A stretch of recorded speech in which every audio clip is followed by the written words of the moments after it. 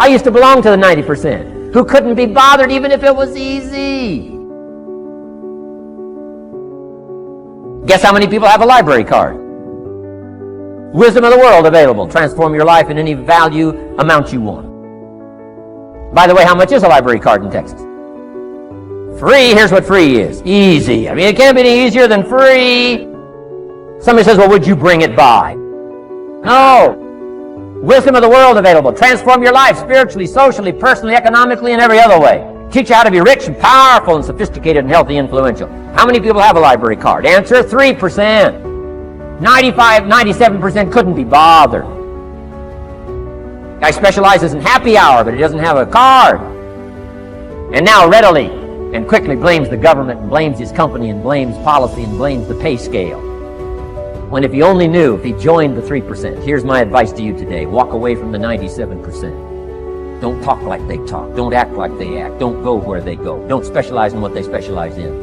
Throw away the blame lists they cling to. Start you a new life.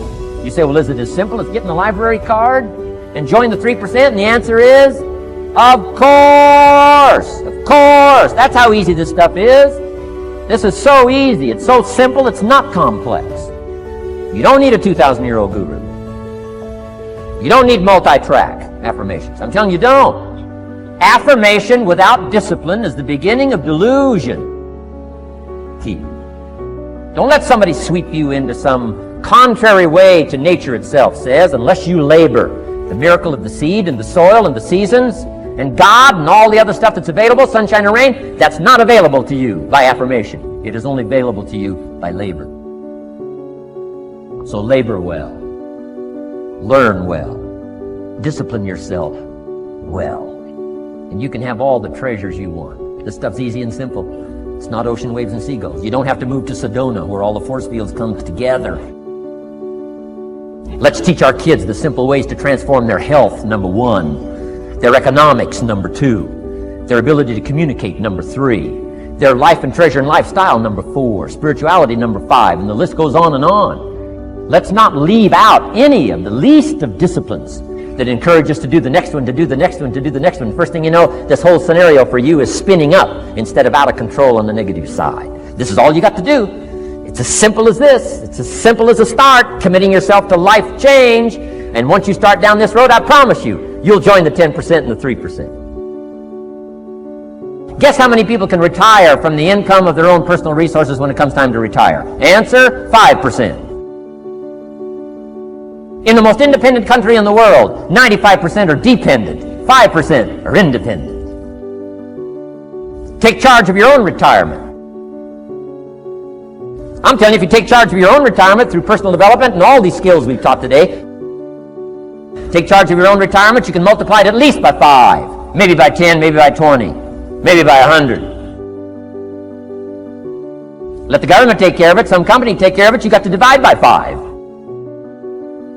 Take charge of your own life. Take charge of your own day. Take charge of your own conversation.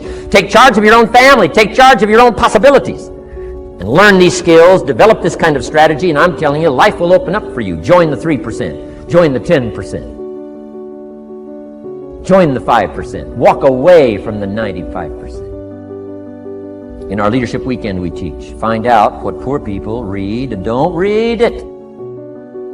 I'm telling you, don't talk like they talk. Lend a helping hand, but don't fall into their poor philosophical scenario. Don't blame what they blame. Don't use the excuses they use. It's called the language of the poor. Switch gears, switch language, switch ideas, switch strategy. Start with the simplest of disciplines. And don't bemean any of these disciplines. The smallest of disciplines starts the process of life change. And if you'll invest in this thing called discipline, you can have whatever you wish. It's called the beginning of a miracle. We all must suffer one of two pains. Regardless of your choice of lifestyle and what you want to do, we must all suffer one of two pains. The pain of discipline or the pain of regret. And what we suggest to everybody is to consider the disciplines, because disciplines weigh ounces, regrets weigh tons. You don't want to substitute a discipline for a regret. In our opinion, that would be a poor choice. Now, you can do it, but some things are poor trade-offs. The old prophet said, what if you gained the whole world, but it cost you your soul? Would that be worth it? And with a bit of intelligence, we say, no, that doesn't seem worth it. Even if you got the whole world, if you traded your soul, that experience would be so bitter and so awful and so devastating, it wouldn't be worth it. What if you got some gain by greed instead of legitimate ambition? I'm telling you, it might taste good up front, but it's going to turn bitter in the belly. Our world is and always will be a constant battle between the life of ease and its momentary rewards and a life of discipline and its far more significant rewards. Each has its own price, the price of discipline or the price of regret. We will pay one or the other. One of my key phrases for the whole day: disciplines work miracles. Disciplines work miracles. And here's the first piece that works miracles. Number one, do what you can. Do not let neglect grab you by the throat. Don't let neglect stall you on your path toward prosperity and health, being able to become powerful, influential, rich beyond wildest imagination. Don't neglect what you can do. If you can read, read. If you can change, change. If you can grow, grow. If you can take one step, take one step. Do not neglect to do whatever you can do at the moment. Of course, you can't run a multi-billion-dollar business today. Mark couldn't either 10 years ago. Mark couldn't either 5 years ago. But I'm telling you, today he can do it because step by step, year by year, he took on what he could do. He didn't neglect it. He did the meetings he could do. He made the calls he could make. He read the books he could read. He took the classes he could take. And step by step, he got himself ready. I'm telling you, do not neglect to do whatever you can do, because it'll work miracles. Of personal development first, productivity second. Now, do what you can. Here's number two, do the best you can. If it's a foggy night and you can only see 100 feet, how can you see another 100 feet? Answer, walk the first 100 feet. Walk as far as you can see, and then you can see some more. And walk as far as you can see, and then you can see some more. So what you've picked up here, just do it as far as you can see it. And I promise you, if you'll execute as far as you can see it, you'll be able to see more. Do that, then you can see more. And finally, get in tune of doing the best you can. And you'll have the activity that'll develop the disciplines that will set this sail so that you can say it doesn't matter how the wind blows. I'm prepared. For some people, they see discipline as sort of an ugly word. Don't talk to me about discipline. But what you must understand is discipline is a most incredible creative force. Discipline builds a career. Discipline develops good health. Discipline forms the most incredible marriage. Discipline puts together a friendship that won't quit forever. Discipline develops skills that can be magnified, and touch the world. Discipline opens up music. You can't have incredible music without discipline. In fact, we call them the disciplines. We call architecture and music, and we call playing an instrument. We call sculpturing. We call painting. We call writing, composing. We call those the disciplines.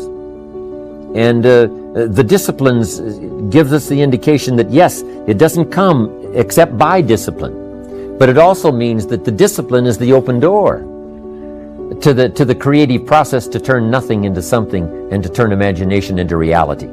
So here's what you must learn to do. Appreciate the disciplines and welcome the disciplines. Here's a good question to ask. What other discipline could I begin that would open up a whole new expression in my life of turning imagination into reality?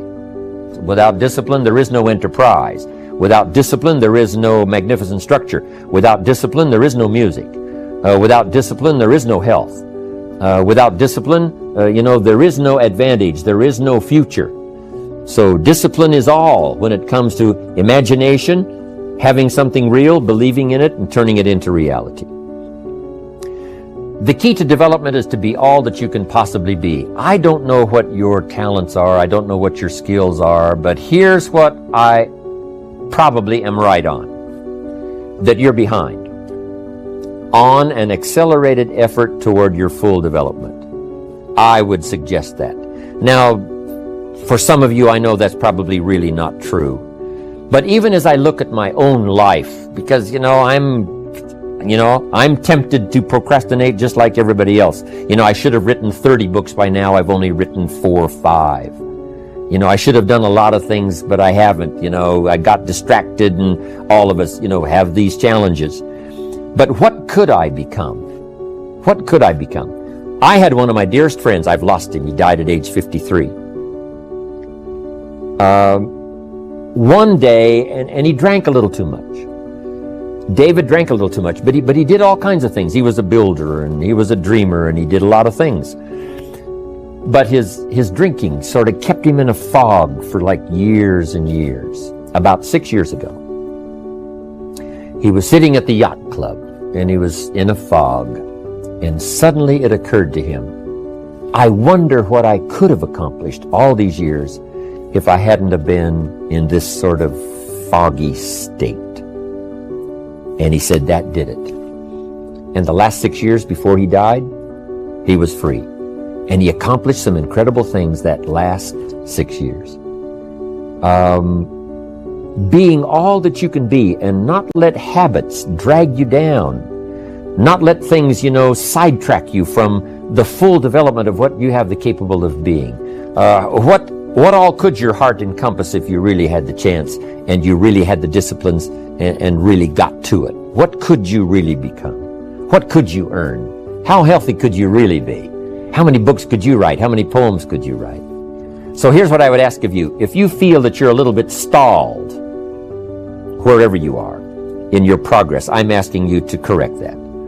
I'm asking you to see if you can't possibly be on a more accelerated track toward your possibilities and your full development. Here's what life is all about. To become all that we can possibly be.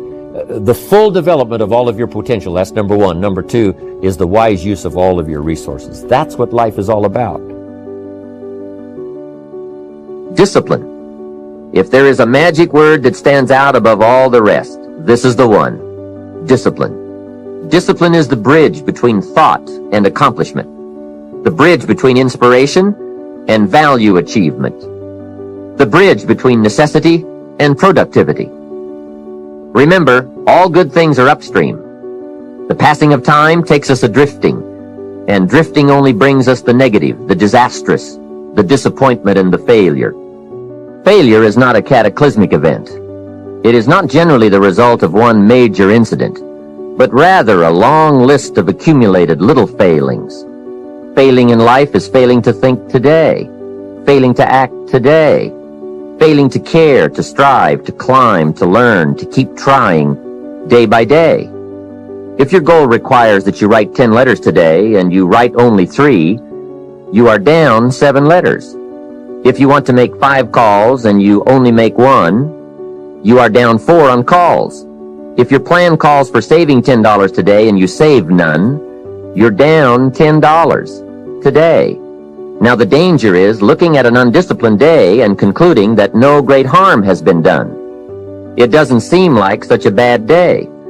But add up these days to make a year, and then add up those years to make a lifetime, and perhaps you can now see how repeating today's small failures can easily turn your life into a major disaster.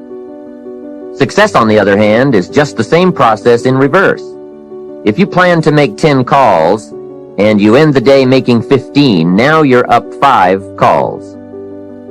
If you then get up a few on letters, move up the savings numbers, you can see what a massive difference it could make in a year, and what wealth and accomplishment awaits for a lifetime. Discipline is like a set of magic keys that unlocks all the doors of wealth, happiness, sophistication, culture, high self-esteem, pride, joy, accomplishment, satisfaction, and success. The first key to discipline is awareness of the need for and the value of discipline, and especially the discipline to make the changes. What will it take? What must I do? And what must I become to get all I want from my life? The second key is the willingness. More than that, the eagerness to maintain your new discipline deliberately, wisely, consistently. And the third key to discipline is the commitment to master the circumstances of your daily life, to see and harness the opportunities to make something of the sun and the rain, the good as well as what comes in the guise of misfortune. Discipline does many things, but most important of all is what it does for you. It makes you feel better about yourself. Even the smallest discipline can have an incredible effect on your attitude. And the good feeling you get, that surging feeling of self-worth that comes from starting a new discipline, is almost as good as the feeling that comes from the accomplishment of the discipline. Second, a new discipline immediately alters your life direction. You don't change destinations immediately. That is yet to come. But you can change direction immediately. And direction is very important. Third, discipline cooperates with nature. Everything strives. It is a common life function. How tall will a tree grow? As tall as it can. Everything strives to become all it can possibly be, and that striving to become is what discipline is all about. Disciplining ourselves to fulfill our natural potential to become all that we can be. And finally, discipline attracts opportunity. Opportunity is always looking for ambition and skill in action. Discipline taps the unlimited power of commitment. The human will in action, driven by inspiration, enticed by desire, tempered by reason, guided by intelligence, can bring you to that high and lofty place called the good life. So start the new process. You can begin a new habit no matter how small it is. Small isn't important. Whether or not you start and whether or not you continue are all that is important. So to have a prosperous life, start a prosperity plan. To become wealthy, start a wealth plan.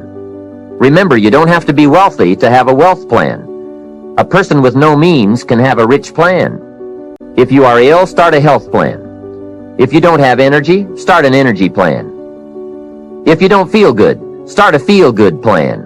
If you're not smart, start a smart plan. If you can't, start a can plan. If you haven't, start a have plan. Anyone can. Even a bad person can start hearing good messages and reading good books. Recognize that the start of the better life, the happy life, the wealthy life, is today. This is exciting. Both the process and the result can begin today. Start the new journey today. If you think of a new idea, today is the day to begin the discipline of putting that idea into action. Set this day up as a long, busy, exciting start for your new life. Get your first book for your new library today. Begin your new practice of setting goals today. Start clearing out a drawer of your new orderly desk today. Start eating an apple a day on your new health plan today. Put some money in your new investment for fortune account today. Start reading with intensity for your new wealth of mind plan today. Write a postponed letter today. Make a delayed telephone call today. Pick up your camera and take a picture of something to start your new treasury of photographs today. Get some momentum going on your new commitment to the better life. See how many activities you can pile on in this first day. Go all out. Break away from the negative downward pull of gravity. Start the thrusters going. Prove to yourself that waiting is over, hoping is past, and that faith and action have now taken charge. It's a new day, a new beginning for your new life. With discipline, you can't believe the list of positive moves you can make in the first day of your new beginning. Here's the time to act. When the idea is hot and the emotion is strong. That's the time to act. You say, Mr. Rohn, I'd like to have a library like yours. See, if you feel strong about that, What you got to do is get the first book and then get the second book. Before the feeling passes and before the idea gets dim, action pronto, action immediate, action as soon as possible. Because if you don't, here's what happens. We call it the law of diminishing intent. We intend to when the idea strikes us. We intend to when the emotion is high. But now if you don't translate that into action fairly soon, now the intent starts to diminish. And a month from now it's cold. A year from now, can't be found.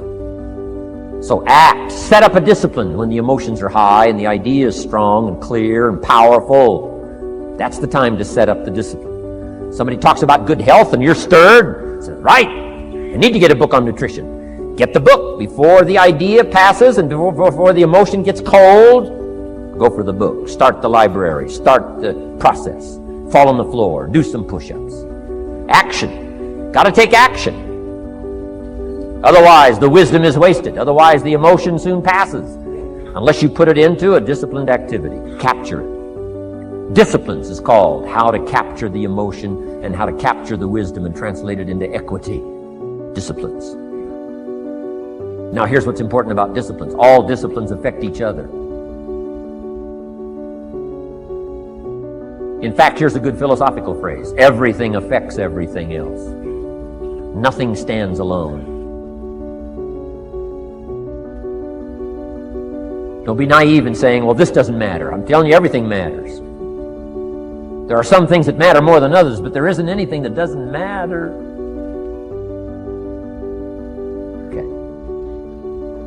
We all pity the man who says, well, this is the only place I let down. Not true. Key to take home. Every letdown affects the rest of your performance.